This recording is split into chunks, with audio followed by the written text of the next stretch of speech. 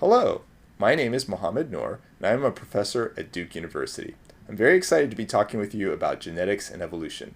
Here in this first video, we'll be looking at what is evolution, and in some of the subsequent videos, we'll look at the evidence for evolution, and we'll look at responses to criticisms of evolutionary theory. So let's dive right in. Evolution, in a biological sense, is simply change through time. And very importantly, that is change through time over generations. So for example, the human species hundreds or thousands of years ago was much shorter than it is today. Over the course of those generations, the human species has grown taller.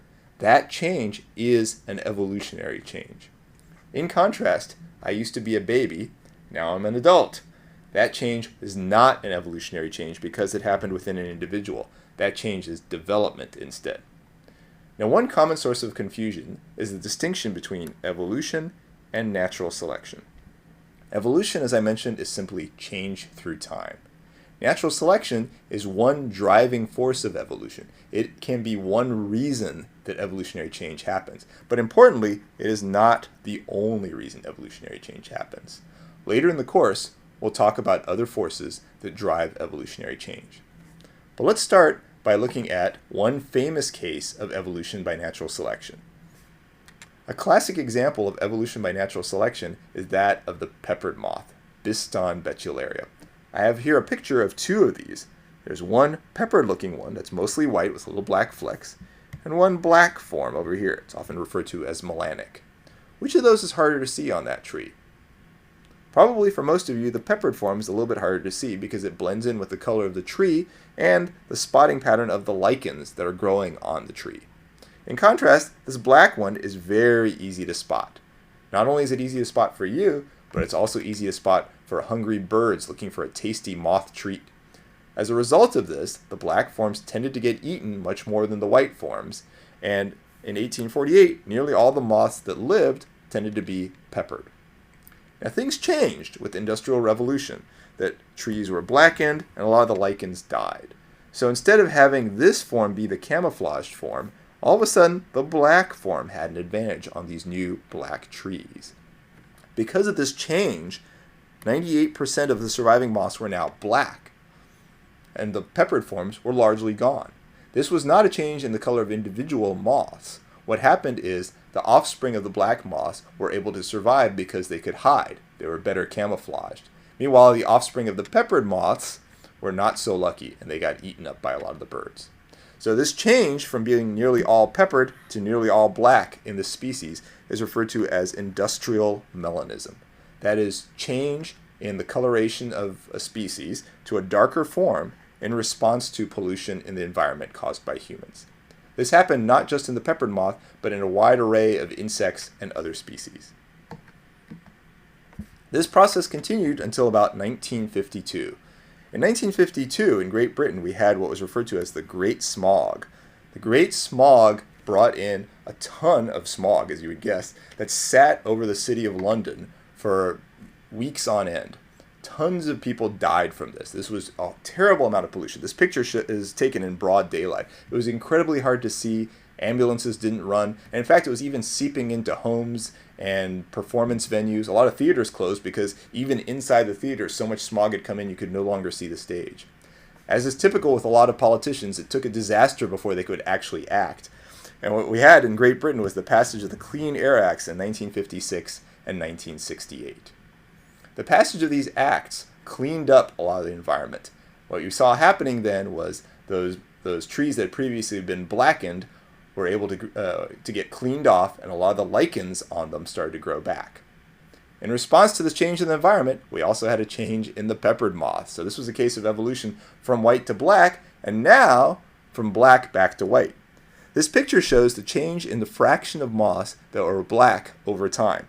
So starting in 1959, again, most of them were black, as we just said. So we go into the 1980s, we see a drop in the fraction of these black moths. 1990s, further drop, and in the 2000s, it's actually hard now to find a black form of this peppered moth in Great Britain, in the United States, in Japan. The same process happened on multiple continents. So this is a case of evolution by natural selection. So one question a lot of people have asked me is, isn't evolution by natural selection just a theory? Well, I will argue to you that evolution by natural selection is a mathematical inevitability. There is no way to avoid having evolution by natural selection if some very simple conditions are met. So let's imagine you're working with a population of squirrels. I used to live in Louisiana.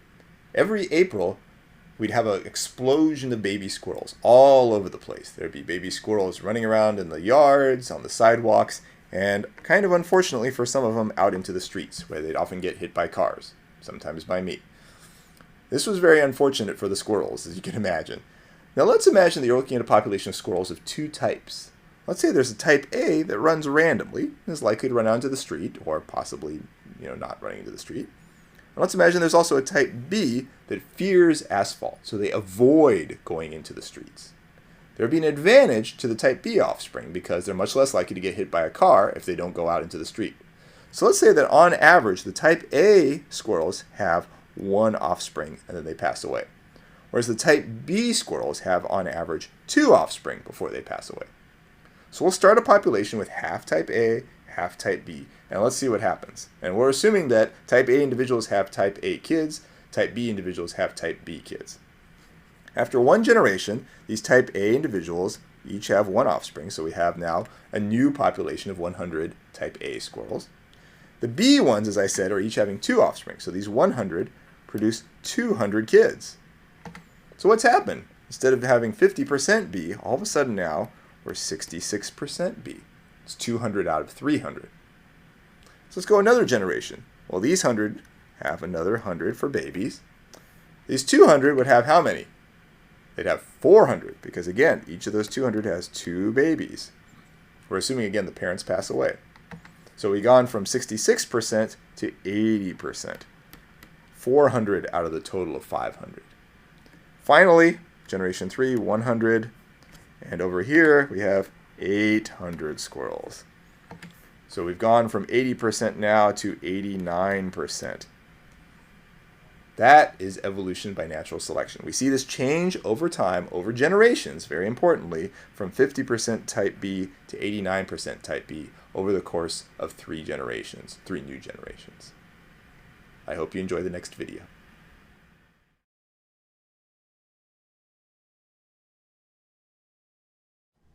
Hello, and welcome back to Introduction to Genetics and Evolution. In the previous videos, we talked about basic evolutionary principles and how evolution by natural selection is a mathematical inevitability. We also talked about how, despite this, there is some variation in how well people accept the truth of evolution and allow it to be taught in various schools. So in this lecture, we'll talk a little bit more detail about some of those basic principles of evolution, and we'll go into some of the evidence for evolution and common descent of species, common ancestry of species. So first, evolution has 2 fundamental processes. Okay? So you can have change within a lineage. So if you were to go far back in time, 60 million years ago, ancestors of the modern horse stood only about half a meter tall. Over the course of time, over the last 60 million years, you've had the evolution of the modern horse, which today stands on the order of almost 2 meters tall. So we have this change within a lineage. These pictures, by the way, don't necessarily depict actual horse ancestors, but they show fossils that were present at the same time as the presumed horse ancestors. Okay? The other fundamental process within evolution is the formation of new lineages, or this idea of common ancestry of species. So if you were to go back, many millions of years ago, horses, donkeys, and zebras all shared a single common ancestor species. But then they had the split of this single species into what became 3 new species. One of them evolved into the modern horse, one evolved into the modern zebra, one evolved into the modern donkey. So from taking these 2 processes, there are 2 fundamental principles of evolution that I'd like to emphasize. The first is that much of evolutionary change, much of what's happening within a single lineage, is caused by natural selection. And it's this natural selection that produces the appearance of design that I talked about in a previous video as being something that sometimes causes confusion for people and misunderstanding. The other thing is that all species, not just a subset, all species share common ancestry. that not only do horses and donkeys have a common ancestor, but horses, donkeys, and pigs have a common ancestor. Horses, donkeys, pigs, and mice have a common ancestor. We share a common ancestor with them. Flies share a common ancestor with us. Coral shares a common ancestor with us. Sunflowers share a common ancestor with us. And even the amoeba shares a common ancestor with us. There is a presumed single origin of life that then produces all the diversity that we see on the planet today. We'll talk about that a little bit more extensively in a later video. But let's go from this into some predictions that come from this idea that most evolutionary change comes from natural selection and from the presumed common ancestor of species. Some of these we've already touched on in previous points. First, if life originated on Earth a single time in the distant past, then what we should see is when we go way back in the fossil record, the earliest detectable forms of life should be very primitive, should be very, very simple. And only later should you see some modern forms. Now it's possible that later you'll also see some simple forms, but the earliest form should certainly be simple. There's a famous quote from the biologist J.B.S. Haldane that what observation would refute the truth of evolution and common ancestry. And he argued that what would do it would be finding fossil rabbits in the Precambrian era. So this is a very, very long time ago, finding fossil rabbits. That would refute this idea of common ancestry. Well, that's never been found, so there has not been an observation to refute the truth of evolution or common ancestry. Well, in fact, when you look at the fossil record, the early life really is extraordinarily simple. That you see things which are either single-celled or very, very small and with very simple structures very early in the fossil record. And as you go later in there, you start to see the earliest simple-shelled animals. And much later do you start seeing things like plants or vertebrates. And only very recently you see humans. So in general, yes, the earliest life we see evidence for is extraordinarily simple. We don't see these ancient vertebrates that are arising long before simple gastropods or other shelled animals. So that's one prediction fulfilled. Here's another one. If evolution occurred within lineages, and those lineages sometimes split, we should be able to find cases of species gradually changing the fossil record from one form into another form. And in fact, I've actually already shown you the answer to this in the case of horse evolution. When we look at ancient horse forms going back in time, we see all these sorts of transitions there. We see this gradual change over time in the shape of the horse from the ancient horse to the modern horse. We see this not just in overall form, but we see this in various of their skeletal structures. So looking at, for example, their legs. The earliest horses there didn't have hooves, but had these individual toes. And you see this change over time towards the modern hoof. Same sorts of things in terms of their molars. So again, we see this change over time as predicted from common ancestry and evolution. Another prediction we have is that if all creatures share a common ancestor, we should see transitional fossils, things that connect modern groups together. Now, one case which would be very interesting in this context is the case of birds. Birds are actually glorified reptiles. If you look at how birds are related to all the animals, birds are actually nested within reptiles. So there are some reptiles that are actually more closely related to birds than they are to other reptiles. So what we should see then is some sort of transition from this ancient reptile, which would have some characteristics of modern reptiles, to the modern birds. So we should see things like the evolution of feathers. We should see things that predate the beak, etc. In fact, that's exactly what we see. We see feathered dinosaurs that existed long before today. Right, so this is an example of Ornithosaurus millenniae. And if you look at it, it clearly does have feathers in there. We can see this in the fossil. Notice it does not have a true beak, but in fact it has a mouth with teeth, even though it has a shape kind of similar to a beak. So this confirms this. But importantly, this also appears at the right time in the fossil record. This is found in deeper strata within the ground than modern day birds. This is one artist's conception of what this animal may have looked like. It's a very colorful idea for it. Now, critics of evolutionary theory often point to this idea of quote-unquote missing links. They say, oh, there's all sorts of missing links in the fossil record. And one kind of ridiculous example, and I think they would confess this is a ridiculous example too, that they give is that if you look at the modern crocodile and the modern duck, we don't see the transitional fossil, which you might expect to be a crocoduck. That's just silly. Nobody expects there to be a crocoduck. The reason here is there's some misunderstanding. We expect transitions between ancient forms and modern forms. We don't expect things that are connecting modern day forms to each other. That would be more like a hybrid rather than an evolutionary change. So let's look at this in the context of the evolution of cetaceans.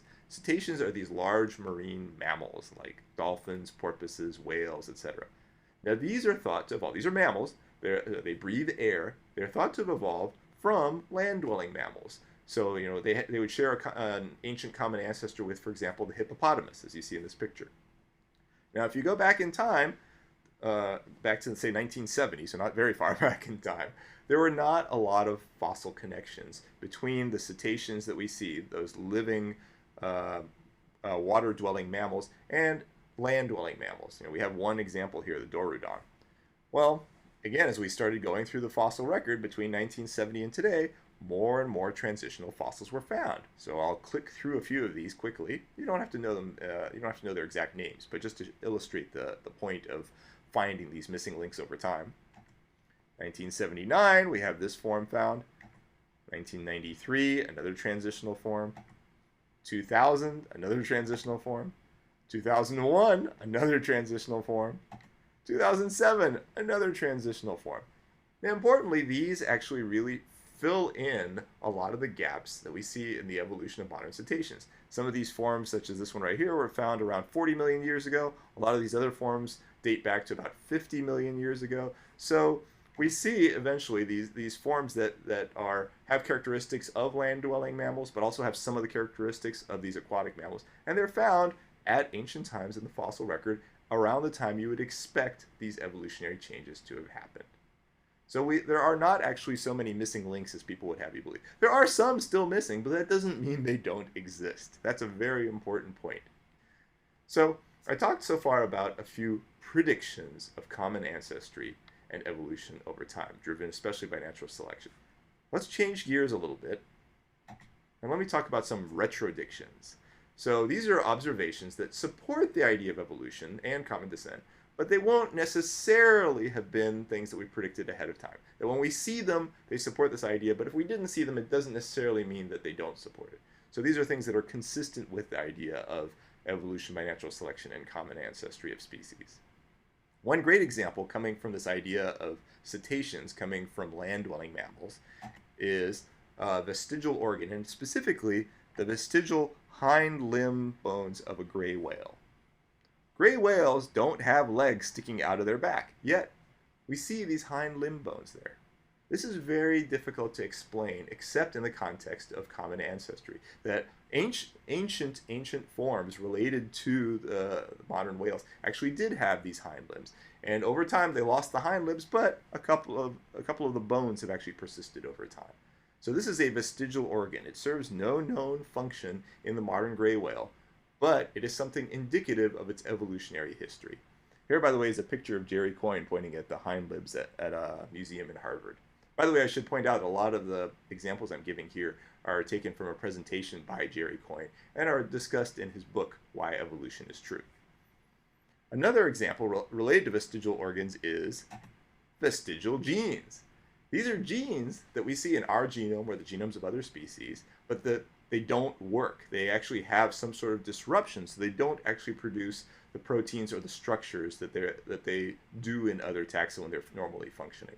So one example here are the genes for making yolk proteins in mammals. So mammals, as you know, don't produce actual yolk. They produce this empty sac that appears in the embryo and doesn't have the telogenin. So this is not something that's useful at all. Yet, the genes for making these yolk proteins are actually found in mammalian genomes. Why would this be? Again, it makes sense in the context of common ancestry that some of our ancient ancestors actually did make these yolk proteins. When we stopped needing them, they stopped making the protein, but the gene is still there, some remnant for it. The genes for making vitamin C are also not found in the genes for making vitamin C are found in primates, but we don't make vitamin C. If we don't take vitamin C, we get the disease called scurvy. We have to get vitamin C from our diet. But most other mammals, except for guinea pigs, actually produce their own vitamin C.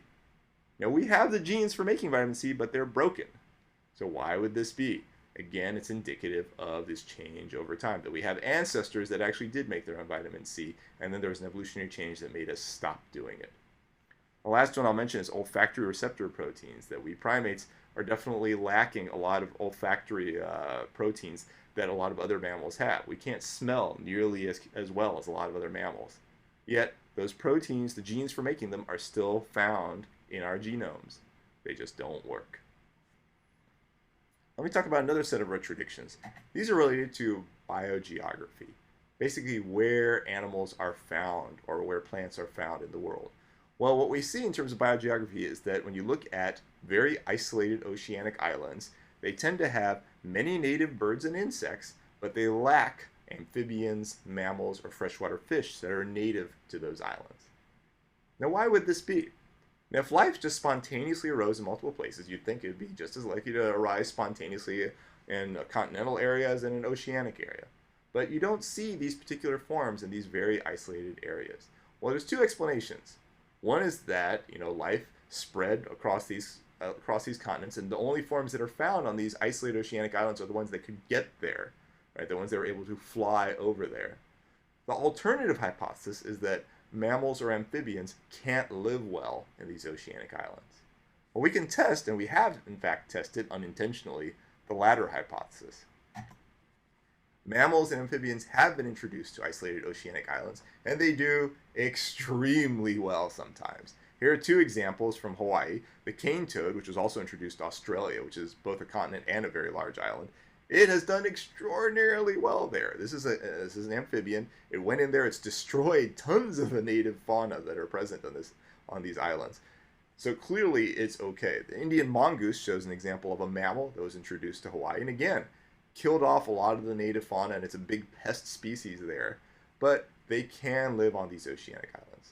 So we hypothesize that the reason that they're not found on these islands is because they couldn't get there. Another retrodiction related to biogeography is that the most similar species to those you'd see on oceanic islands. So let's say you have some birds on an oceanic island, you should expect their nearest relatives, or the ones most similar to them, should be the ones on the nearest mainland. Again, indicating this idea that the animals that got to islands that became native species there over a long period of time are ones that were able to fly over there from the nearest continent. And in fact, you do see that if you look at isolated oceanic islands and the nearby continents, you tend to see very, very similar forms. In contrast, if you look at an isolated oceanic island, look on the other side of the Earth, you don't see things that are that closely related. The last retrodiction I'll mention, and I'll only talk about this one briefly, is that of inefficient design. That if an organism were to actually be designed from scratch, it wouldn't be designed the way it actually is.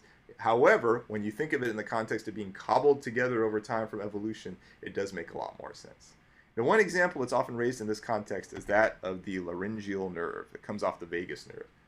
Now, in fish, this branch off the vagus nerve, it has a pretty short little transit down to the gills. No problem at all. What's a little bit less efficient is when you look at humans or other mammals. So here's this laryngeal nerve loop. Comes down, loops under the aorta, and then comes all the way back up to the larynx. So that's not very efficient. That's a long way for this to transit when it could just go boop, just connecting right across like that. It's even less efficient when you look at the giraffe. It starts way up here at the brain, goes all the way down, again looping around the aorta, comes all the way back up and connects over there. That's extraordinarily inefficient. If its primary goal is to actually drive the larynx, that really doesn't make sense. However, probably what happened is this nerve happened to be going around the aorta in an ancient form. There, it didn't really matter. It couldn't cut and reconnect around it over evolutionary time because every one of its descendants of this ancient animal needed to have a functional laryngeal nerve. So evolution was working with the materials available. It couldn't actually produce a more efficient design. You can think of it in the context of retrofitting a house without ever turning off the electricity or water. That there's so many things you'd have to do that would be very, very inefficient that if you just destroyed the house and built it again from scratch, would be far more efficient. Well, this is the kind of thing we see in the context of species out there. In later videos, we'll be talking about responses to criticisms of evolutionary theory. I hope you'll join us. Thank you.